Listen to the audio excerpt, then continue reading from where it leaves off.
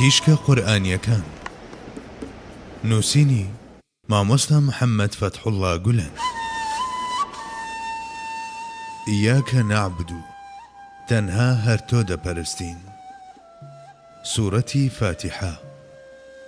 لەم ئاەتە پیرۆزەدا کە زۆر بەمان دەیزانین و لەسەر جەم کتێبەکانی تەفسیردا باس کراوە، لە پاڵ پێشکەوتنی بەرکار مەفعول کە بە کورتی بریتیە لە خوایە گیان، ڕای دەگەیەنین و دانی پێدا دەنین کە تەنها و تەنها ڕوو لە تۆ دەکەین، نەک هیچ شتێکی تر، و تەنها مل بۆ تۆ کەس دەکەین و لای تۆ بە دوای ئاسوودەیی و دڵنیاییدا دەگەڕین و باوەڕمان وایە کە تەنها لای تۆ ئارامی بەدەست دەهێنین.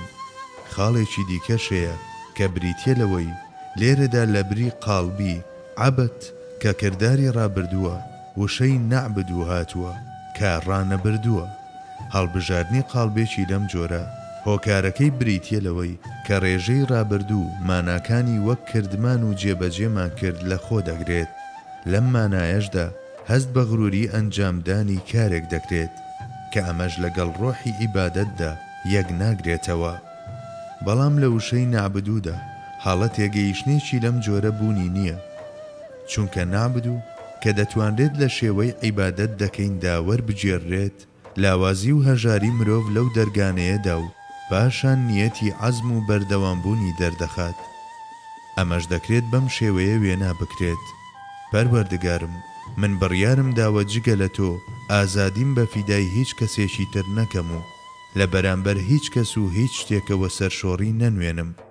بۆ ئەم مەبەستە هاوڕێ لەگەڵ نیەتی بەندایەتێکی تەواودا ڕوو لە تۆ دەکەم و تەنها چاو لە تۆ دەبڕم و بە عیشق و شەوقی عیبادەت و گوێڕایەڵی دەجۆشێم و هاوڕێ لەگەڵ سووربوون لەسەر دوورکەوتنەوە لە تاوانەکان بەنیازم بەرامبەر بەو شتانەی تۆ ناتەوێت و خۆشت ناوێن هەڵوێز وەربگرم. نیەتم گەورەترین کردارمە، ئومێدیشم ئەوەیە کە نیەتەکەم وەک کردار قبول بفەرموویت. بە ئەندازەی ئەو شتانەی نیەتم لێهێناون چاوەڕێی ڕووتێکردنی تۆم، نەک بەقەدەر ئەو شتانەی کردو من. جگە لەمە ئاماژە بەوە دەکات کە لەم دنیا بینیە فراوانەدا بە تەنها نییە و دەڵێت هەموو ئەو برایانەشم کە لەم تکا و داواکاریەدا هاوبیر و هاوبەشین، بە مەژنمونەی گومان باشێکی فراوان دەردەخات بەرامبەر بە هەمووان. لە هەمان کاتدا بەندە پاڵپشتی و شایەتی هاوبەشەکانی دەخاتە پاڵخۆی و لە سایەی یەکێتێکی بەهێزدا کە ناتوانرێت زامدار بکرێت ڕوو لە دەرگانەی خوای جێبەجێکاری پێداویستیەکان دەکات. تەنها بە دنیا بینیەکی لەم جۆرەش هەم لە وەسوەسە شەیتانیەکان ڕزگاری دەبێت و هەم بەرامبەر بە ئولوهیەتی کامڵ ئەرچی بەندایەتێکی کامڵ جێبەجێ دەکات. ذلك الكتاب لا ريب فيه هدى للمتقين. ئەم کتێبە هیچ گومانێکی تێدا نییە کە مای ڕێنمووی و سەرچاوەی هیدایەتە بۆ خواناسان و پارێزکاران. سوورەتی ئەلبەقەرە. وشەی هودا لەم ئاەتە پیرۆزەدا ماناکەی چاوجی مەزدەڕیە، واتاکەیشی بریتیە لەوەی هەتا تاک هەوڵ و تێکۆشان بە ئاراستەی دۆزینەوەی هیدایەت نەدات، ناگات بە هیدایەت و ئامانج. بە واتایەکی تر کاتێک ڕەچاوی تەنوینەکەش دەکرێت ئەم واتایە دەگەیەنێت. ئەو کتێبەی کە تەنانەت بۆنی گومانیشی لێنایەت سەبارەت بە تەقواکاران هیدایەتێکی مەزنی ڕەببانیە.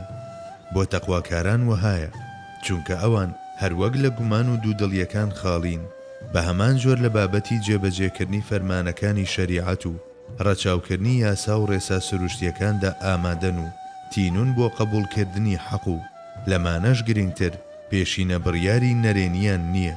هەموو ئەوانەوا دەکەن کە سوودوەرگرتن لە هیدایەتێکی لەم جۆرە تەنها بۆ ئەوان مەیسەر بێت.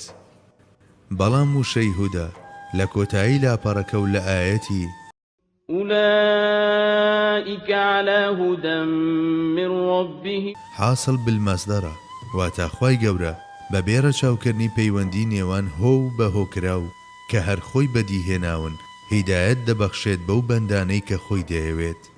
گەیشتن بەمە و کردنەوەی ئەم دەرگایە وەک لە مەرجی لیلمتەقینیشەوە دەردەکەوێت. بریتیە لەمانەوە لە بازنەی تەقوادا.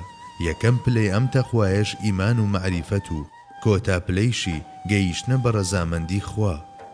بە گوێرەی تەسریحی فەزلەکەکەیش بێت تەنها ئەوانە ڕزگاریان دەبێت کە لەم ئاستەدا نوێنەرایەتی تەقوا دەکەن.